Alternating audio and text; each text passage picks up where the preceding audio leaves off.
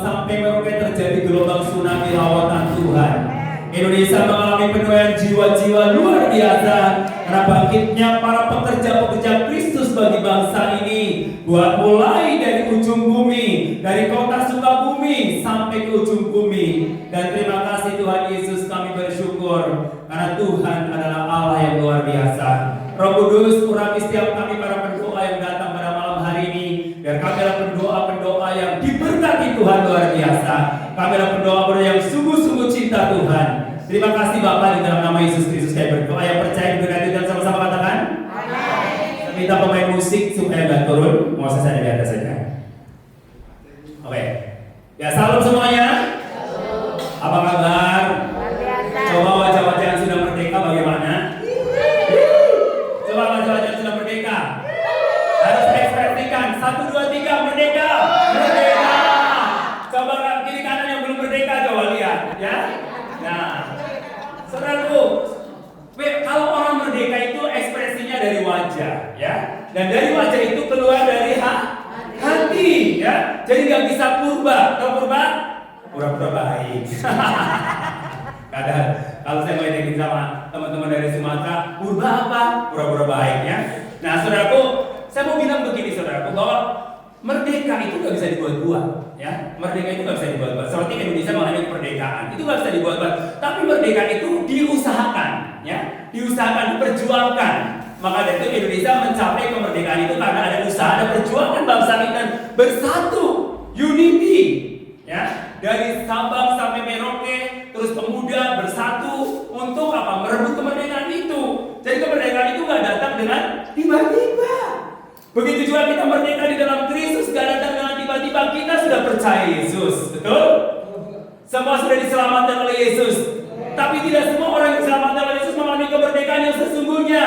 Buktinya masih banyak orang yang khawatir akan hidupnya, khawatir akan masa depannya, takut menghadapi masa depan. Nah, itu belum merdeka. Ya, kalau masih takut menghadapi masa depan, atau gelisah, cemas dengan setiap persoalan yang terjadi, itu berarti belum merdeka. Kenapa orang itu belum merdeka? Karena mereka belum mengerti apa arti firman Tuhan yang sebenarnya, ya kan? Makanya hidup kita, kata lagu Sari Simorangkir ya, True Worshipper, hidup kita ditentukan oleh apa? Oleh apa? Oleh perkataan. Satu, oleh perkataan Tuhan. Dua, oleh kuasa Tuhan. Jadi perkataan manusia tidak bisa menentukan hidup kita, tapi perkataan Tuhan itulah yang menentukan hidup kita. Perkataan Tuhan terhadap diri kita apa? Hidup kita diberikan kunci kerajaan surga dan bumi.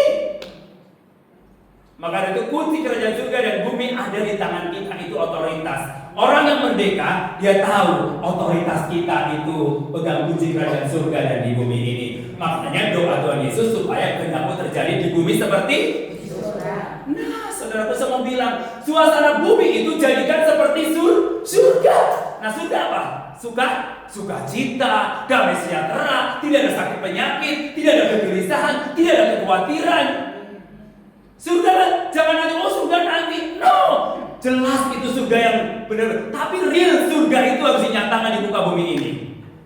Itu yang paling penting. Nah, itu yang Yesus mau. Anak-anak Tuhan di muka bumi ini, meskipun dengan situasi dan kondisi pemerintahnya mungkin saudara bilang gaje gak jelas mungkin. Semuanya serba kena pajak, mulai dari kencing, dari apa lagi, semua kena pajak. Mungkin kita stres, depresi, pusing. Banyak orang mengeluh, pengusaha mengeluh, yang penikmat makanan juga mengeluh. Baru makan kena PPN, ya kan, semua kena PPN, ya. Betul nggak? Beli pakaian kena PPN, beli kainnya produksi kena PPN, semua kena PPN. Saudaraku, jual beli tanah kena PPN, nanti jual lagi kena PPN lagi, semua kena PPN, ya kan? Nah, saudaraku, mungkin kita stres, depresi karena dengan adanya gazebo, mungkin gak jelas tapi saya mau katakan bahwa kita anak-anak Tuhan pegang kunci kerajaan surga di bumi ini. Jadi karena saudara, apapun situasinya, kita tetap menikmati. Artinya jadikan suasana di bumi ini seperti di surga. Bagaimana cara mendapatkannya? Cara mendapatkannya ya kita harus benar-benar firman Tuhan itu bukan hanya logos.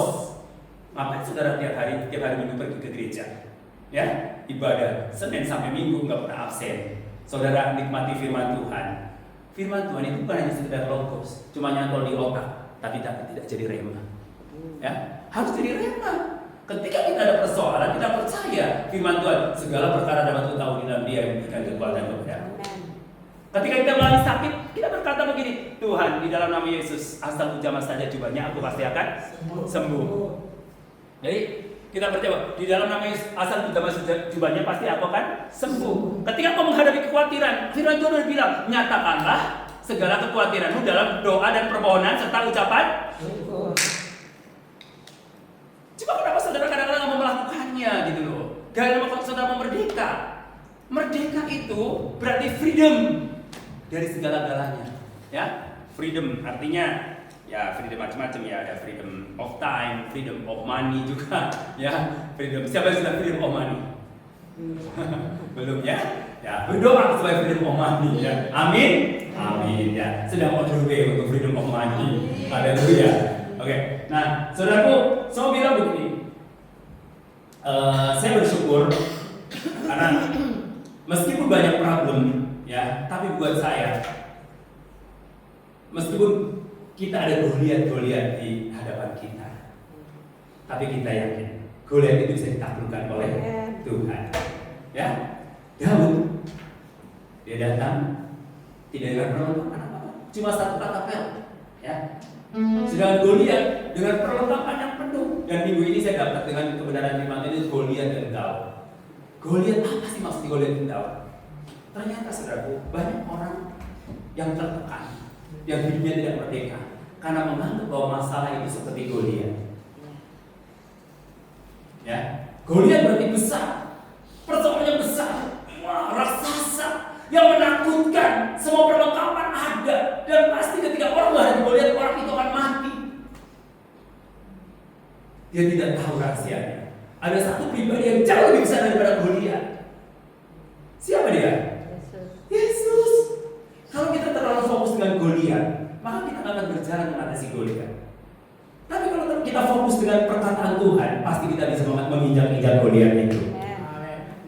Amin. Amin. Ya, kita bisa menginjak Goliat itu seperti saudara ya. Anak-anak muda, waktunya kamu bangkit. Kamu itu generasi sekarang dibuatkan oleh generasi Yeremia, ya, generasi Yeremia. Saudaraku, saya bilang, Pak Niko bilang, wah, anak-anak muda itu generasi Yeremia. Loh, kok nama saya ya? Makanya saya suka dengan anak-anak muda. Sejak saya ketemu, bukan saya nggak suka sama orang tua penting. Kenapa? Orang tua itu adalah cover untuk mendoakan anak-anak muda.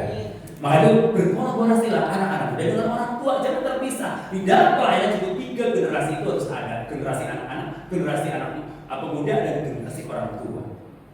Tapi yang berjiwa muda. Amin. Saya percaya orang tua yang datang sini karena berjiwa muda. Amin. Yang masa tua ya tidur-tiduran aja kerokan, masuk angin, betul nggak? Hah? Ya, betul nggak? Yang masa tua tidur aja kerokan, masuk angin, ya. Tadi Bu Heri bilang batuk, Ibu datang ke sini, haleluya. Batuk jangan menghalanginya. Karena iblis seringkali menghalangi kita dengan segala persoalan supaya kita nggak mau ambil beban untuk kota kita tercinta. Kalau bukan kita, saya dan saudara yang berdiri untuk Indonesia, untuk kota ini, siapa lagi? Ya, kalian bersyukur loh kalau kalian bergabung di dalam satu komunitas yang memang khusus ambil beban untuk Indonesia dan kota ini. Bayangin kota Sukabumi.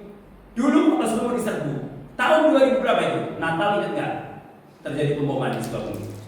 Wah, pendeta semua berkumpul berdoa merendahkan diri.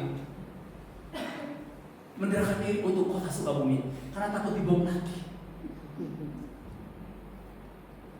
Ya, 2004 ya, 2002 ya, 2002 ya dibom. Tapi tidak kena gereja, kena di Jalan Raya Pertasi dekat gereja GBT ya, ada yang meninggal. Wah, semua bersatu berkumpul, ya kan?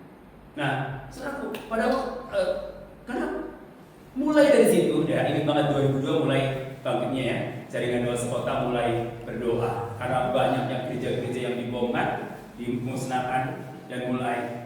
Nah, salah satunya di sini ada siapa yang mulai dari awal jaringan doa sekota masih tetap sampai hari ini? Ibu Ros, ya kan? Ibu Ros, Ibu Nung, ya kan? Nah, teman-teman, ini berikutnya ya. Usahakan kita tetap setia sampai akhir zaman. Ini bukan gereja, tapi ini adalah komunitas yang khusus ambil beban untuk kota kita tercinta. Dan munculnya nanti dari generasi, ya, regenerasi. Nanti ada Yuklin, ada Venita, ada Forman. Jadi bukan berarti yang tua nanti dilenyapkan. Tidak, kita semua bersatu generasi muda, yang tua untuk cover yang muda, berdoa. Karena yang muda itu perlu dukungan doa. Kenapa yang muda? Karena yang muda itu kadang-kadang jiwanya. Tuh, ada lagunya Roma Irama kan, darah muda, darahnya para remaja. Betul nggak? Terus lanjutannya Popi bisa dangdut? Ya, terus lagi nggak apa-apa. Tak pernah mengalah, ya kan? Terus darahmu, ya kan? Jadi karena anak muda itu biasanya emosional, ya kan? Terus mau menang sendiri, nggak mau mengalah, merasa bahwa pandangan dia itu selalu benar. Belum tentu, makanya perlu orang tua. Makanya ketika ada orang tua, anak-anak muda datang berdoa, jangan kabur. Wah, anak-anak muda semua, kamu.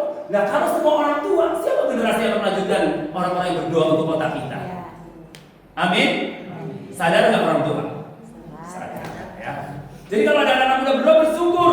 Oh, berarti kita jiwanya masih muda untuk kalau mengcover generasi muda ini. Dan saya bersyukur. Saat ini saya sedang bergerak untuk dalam membangkitkan generasi Yeremia untuk ambil bagian dalam proyek amanat agungnya Tuhan Yesus Kristus. Saya keliling kemana-mana adalah saya cari anak muda.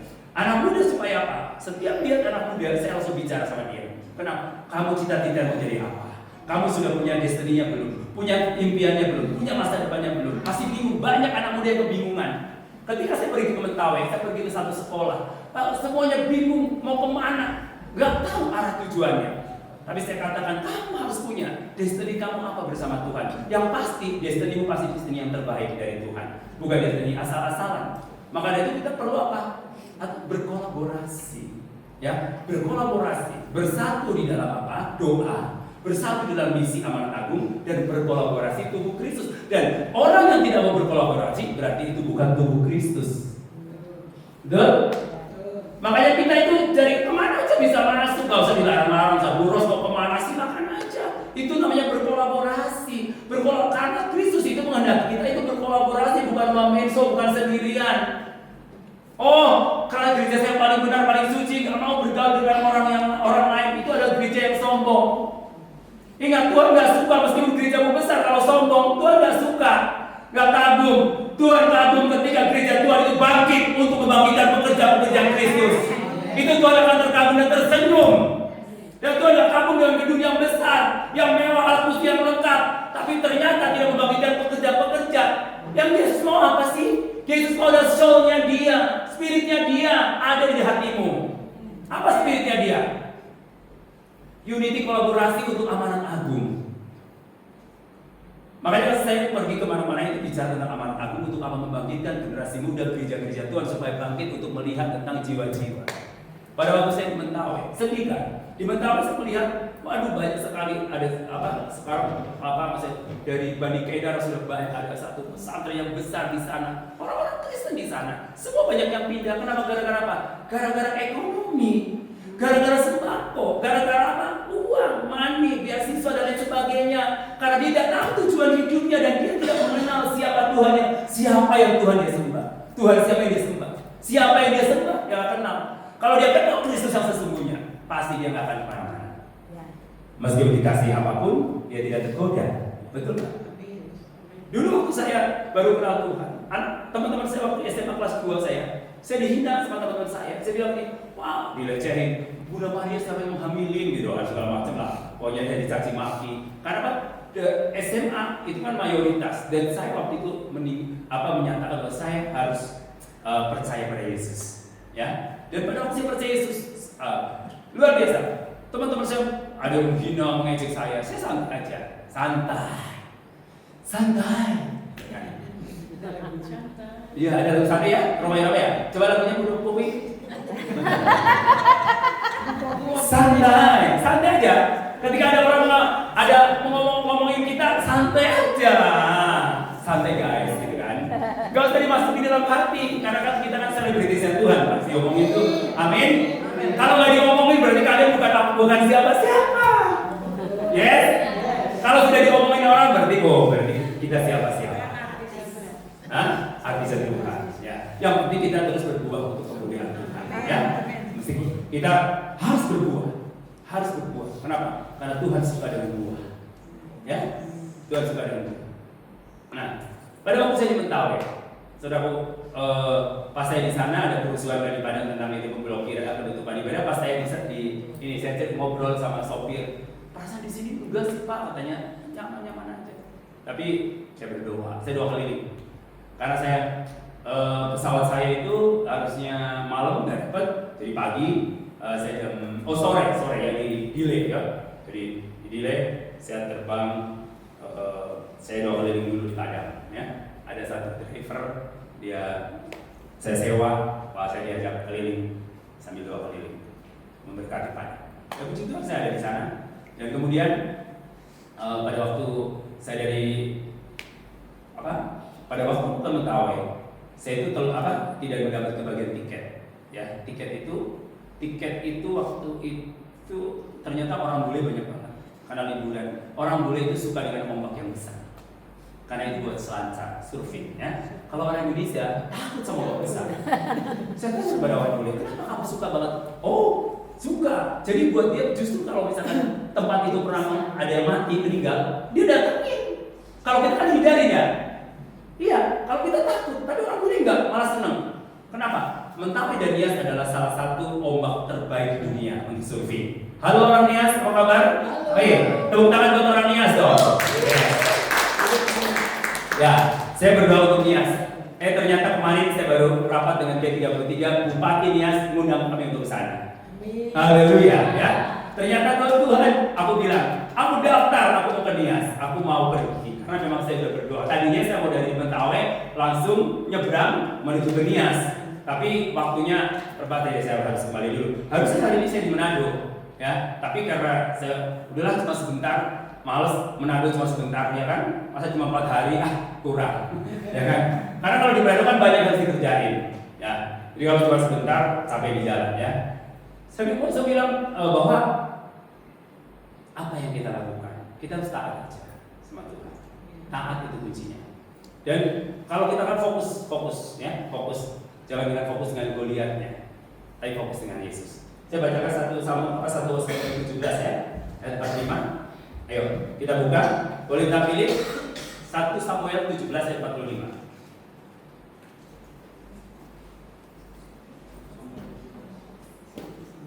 Ya sudah?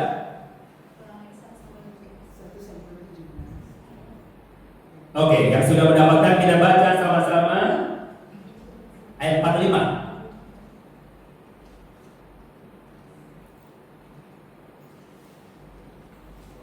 Ya, ayo sama-sama baca. 2, 3. Tetapi Daud berkata kepada orang Filistin itu, engkau mendatangi aku dengan pedang dan tombak dan lembing, tetapi aku mendatangi engkau dengan nama Tuhan semesta alam, Allah segala barisan Israel yang kau tantang itu. Ya. Jadi ini bicara tentang Goliat itu, peristiwa ini menggambarkan bahwa sebesar apapun masalahmu, persoalanmu, engkau jangan melihat persoalan itu lebih besar daripada Tuhanmu.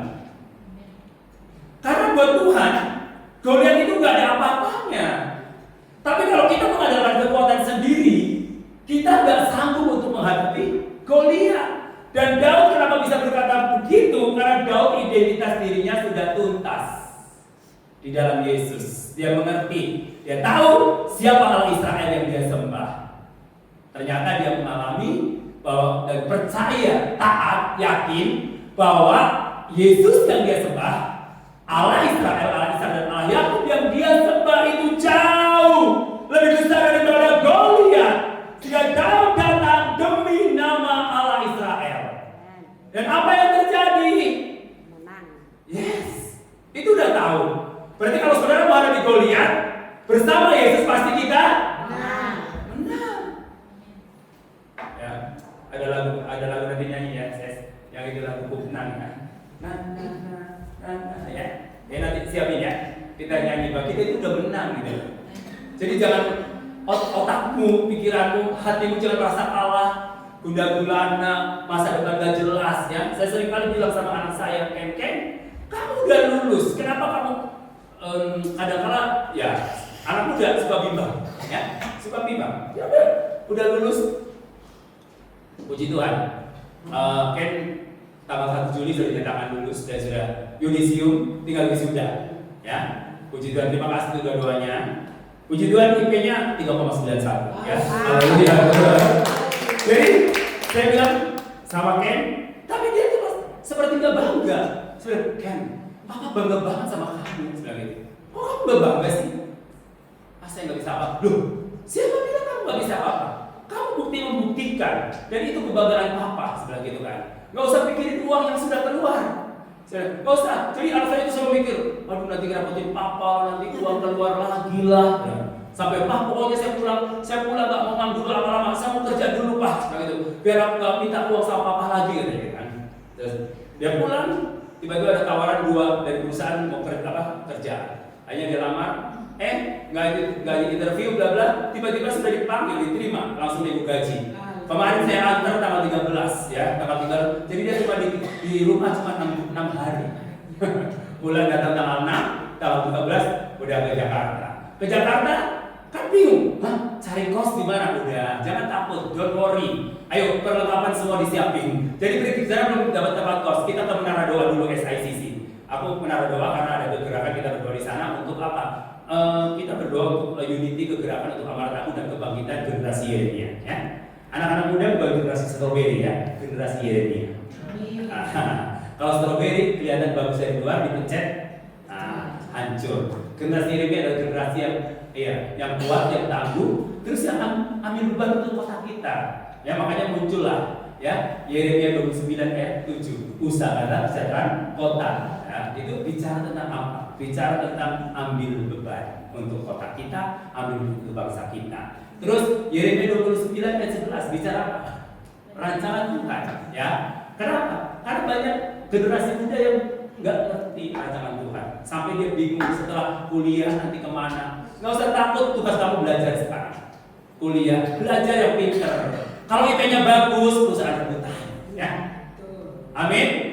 Anaknya buros, anaknya gunung tuh anak-anak pendoa ini nggak ada yang nganggur begitu lulus tuh. Anak buros, lidah ya, lidah IP-nya juga psikolog waktu berapa IP-nya? 3,95. Anak Tuhan nih, IP-nya anaknya gunung tuh, arsitek. Berapa IP-nya Bu? Oh, luar biasa kan. Jadi kenapa Tuhan itu nyata? Kenapa? Tuh masa depan anak-anak Tuhan. Tugasnya apa? Udah belajar, fokus belajar kalau di kuliah, ya. Nggak usah mikirin nanti gimana. Itu masa depan sudah diatur oleh Tuhan. Yang pasti masa depan kamu udah terbaik.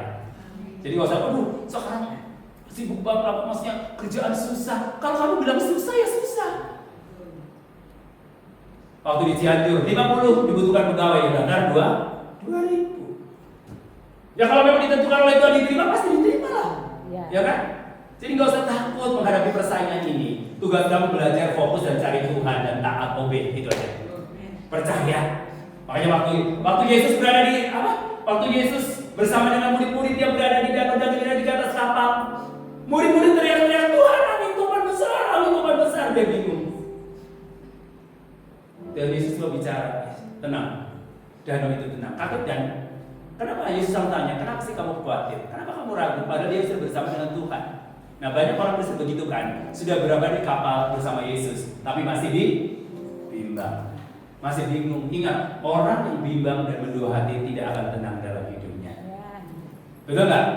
Yes, tidak akan tenang dalam hidupnya. Contohnya seorang hakim, kalau dia nggak berpikir pada kebenaran, dia bingung.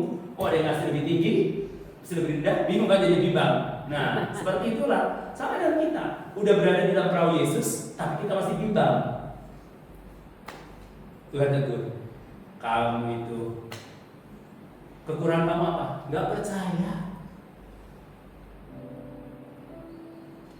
Kekurangan kamu apa? Nggak percaya. Itu saja. Mau Tuhan utus kemana? Nggak percaya, nggak yakin. Saya bersyukur gini, dari kota Sukabumi, ya kan, ada 2 calon misionaris, ya, si Delvia sama Mijan, ya. 2 calon misionaris sekarang sedang belajar untuk misi, sudah selesai, dan dia akan belajar untuk bahasa Jepang. Nah, nanti Yosa juga mau menyerahkan diri untuk jadi misionaris. Dan dia nanti diutus bulan September, dia ke Solo, ke Jogja. Terus kemudian nanti setelah itu dia ke kursus bahasa Jepang. Siapa lagi yang mau masuk? Halo? Yes, misionaris profesional, ya. Jadi di sana bekerja, tapi bisa menjangkau jiwa-jiwa di Jepang. Nah, di Jepang sedang tua ya. Baik dikasih anak-anak di Jepang di satu kota. Saya kemarin telepon sama Mario, kamu ke gereja? Enggak ada gereja di sana di kota Saitama. Di Jepang itu bebas kita memberitakan Injil, ya. Bahkan kita nyewa tempat umum, murahnya minta ampun. Tempat umumnya bukan seperti tempat umum yang kumuh, bukan seperti di Indonesia tempat umum kan kumuh ya pada umumnya ya. Di Jepang mah udah kayak hotel semuanya, ya fasilitasnya. Cuma berapa bayar? 300.000 rupiah. Makanya, ayo gereja-gereja Sukabumi yang mau ngutus misionaris ke Jepang, bukan gereja di Jepang lah, misi ya kan? Ya, harus menjadi gereja misionaris. Makanya, ya kalau Tuhan izinkan, ini mau dukungan doa aja. Kami sedang mengurus visa untuk ke Jepang.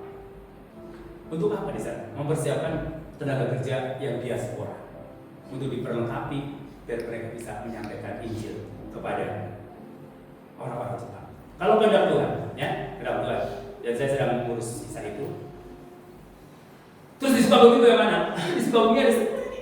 Ini buat apa ini? Ada Juliana, ada ini di Sukabumi. Ya kan? Sebelum pergi, nah, jadi kalau pergi di Jepang bareng boleh. Ya kan? Ada ya maksudnya semua kan kita tim. Ya tim kita menjaga. Ini bukan milik saya. Ini milik kota ini. Ya? Enggak, bukan milik saya. Jadi jangan salah, milik Pak Roman. No. Kalau ada yang mau ambil alih juga silakan istilahnya. Ya, karena apa? Ini harus ada berkelanjutan. Karena ini pekerjaan Tuhan, bukan pekerjaan saya. Saudara lahir itu di penjara, itu pekerjaan Tuhan, bukan pekerjaan Roman, bukan. Bu Ros ambil lansia, itu bukan pekerjaan saya, pekerjaan Tuhan. Ya, Bu Elsa pelayanan jalan Juliana, itu bukan pekerjaan saya, pekerjaan Tuhan. Saudara pergi pelayanan rumah sakit, itu bukan pekerjaan saya, pekerjaannya Tuhan. Jadi kau bertanggung jawabnya bukan sama saya, tapi sama Tuhan.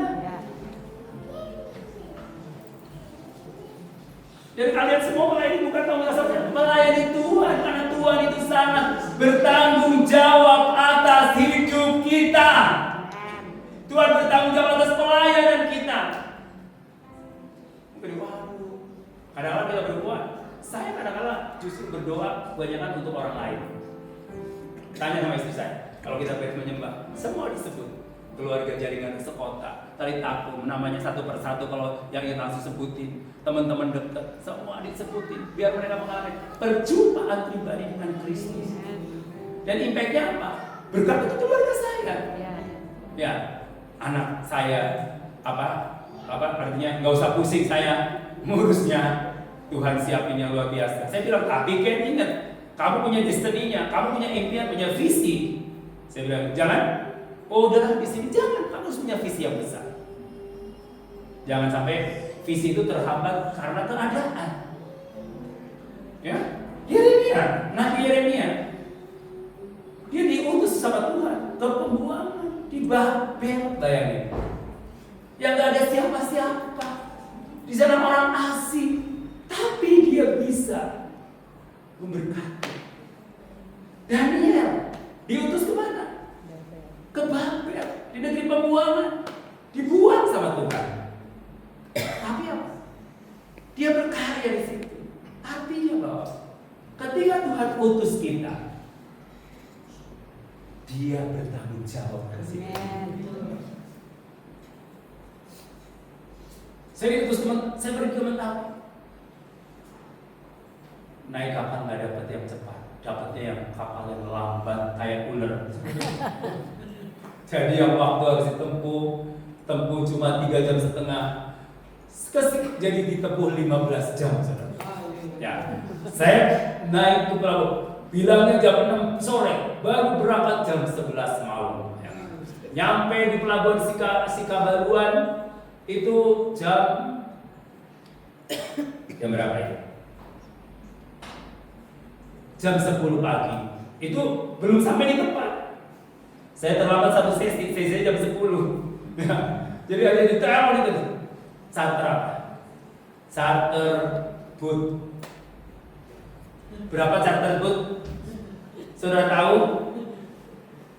Charter boat itu sudah sama dengan pesawat kemarin PP, saudara. Ayo charter boat buat 2 orang, buat 3 orang, saya dan teman saya. Berapa? 4 juta. Untuk apa? Jiwa-jiwa. Ya, seperti ini.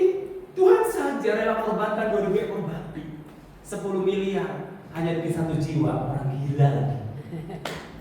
Coba kalau saudara ada orang gila di depan rumahmu, apa yang kau lakukan? Diinjili atau diusir? Memang kamu, ya, kamu memang nggak punya hati Tuhan. Ya kan, betul nggak? Kalau saudara ada orang gila di depan rumah, disiram air kan? Iya, betul. Lalu mulai hari ini ubah hatimu. Ubah hatiku, seperti hatimu. Cuma nyanyi doang. Waktu lihat orang gila diusir pakai air. Bahkan diusir, bahkan kita ketakutan sama orang gila. Betul nggak? Tapi nyanyi lagu ubah hati. Bohong itu ya. Saya waktu melayani orang gila, saya doain sampai begini. Tahan nafas, baunya minta ampun. Namanya popping hole. Jangan cerdik seperti ular, Bu. Doa tanpa bernafas. Minta parfum dari Tuhan. Parfum dari Tuhan. Itu namanya popping hole, Ibu Ros ya. Popping hole namanya. Pada waktu doain, dia udah tambah waras, saudaraku. Pada waktu saya ketemu di depan Holland Bakery, saya beli roti. Saya kasih ketemu, kopi kau sini. Ini roti. Nggak mau dia, udah kenyang. Coba kalau saudara yang waras. Udah kenyang juga ada roti Holland Bakery, ambil nggak? Berarti saudara lebih waras daripada kopi. Berarti saudara, kopi kau lebih waras daripada saudara.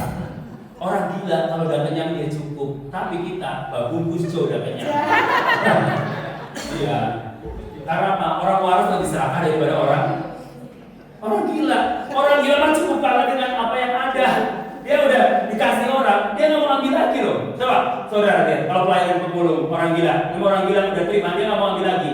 Tapi kalau pemulung, ya nggak jujur dia ambil lagi. Ya, karena serakah. Kalau orang gila udah cukup apa adanya, udah kenyang.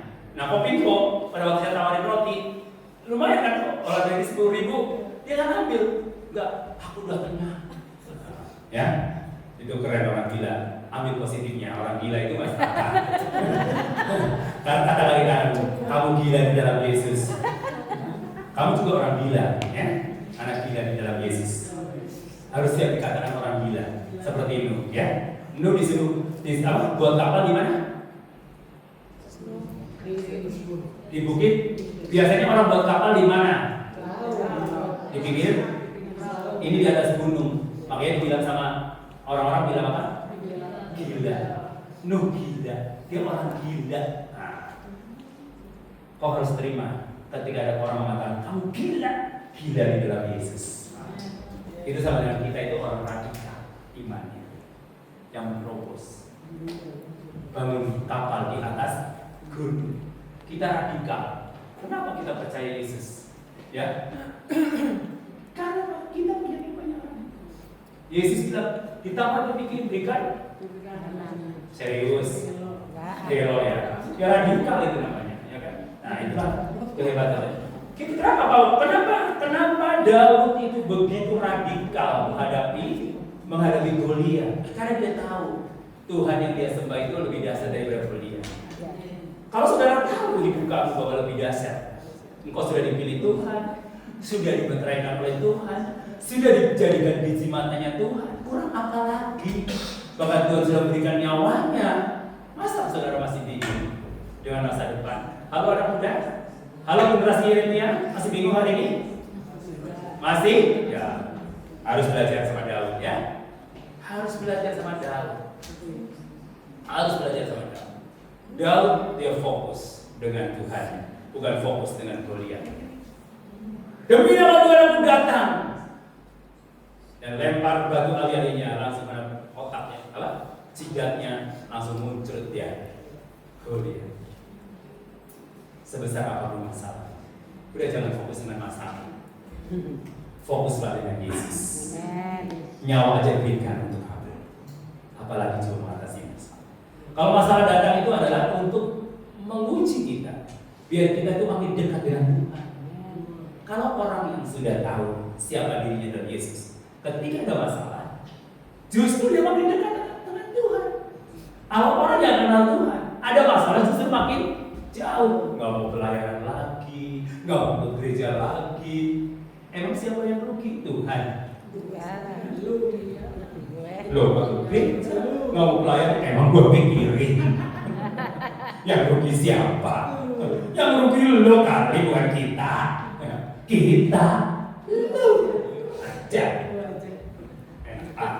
Ya kan? Merasa nggak mau gereja, mau pelayanan, loh biarin aja. Kenapa dia melakukan seperti itu? Karena dia belum kenal siapa Tuhan yang dia sembah. Kalau dia sudah kenal, pasti dia akan berakar, dia akan bertumbuh, dan dia akan berbuah lemah. Saya ceritakan, wah, pada waktu saya perjalanan naik boot itu lagi musim ombak, tapi sudah saya pulang pergi, tenang lautnya. Amin. Saya berangkat tenang, pulang juga tenang. Istri saya baru-baru, wah gimana, tenang, laut tenang, karena aku percaya Yesus ombak dan badai takluk sama Yesus, dan kita punya otoritas. Dan laut tenang. Begitu saya nyebrang, besoknya badai. Orang si Albert sama Mia, orang Jerman, dia WA sama saya, Pak, Pastor, aduh doakan kami ini badai katanya. Jadi kami nggak tahu bisa nyebrang atau hari ini. Berdoa, taklukkan badai itu. Benar, misalnya pada waktu penyeberangan dari Padang, besok harinya badai. Nah teman saya yang namanya Ibu Dwi, dia bilang, jadi kapalnya lambat sampai di sana 2 jam, lambat harusnya sampai jam 10, jam 12 sampai, tapi selamat. Dan akhirnya pas Abraham mau berangkat, lautnya tenang, ya, lautnya tenang. Ya kita punya otoritas, kita perintahkan itu, ada kuasa. Dan sebelumnya itu ada teman saya, namanya Pak Subek, mungkin saudara lihat di TikTok saya, kesaksian Pak Subeksi. Dia itu ada 18 orang, kapalnya pecah.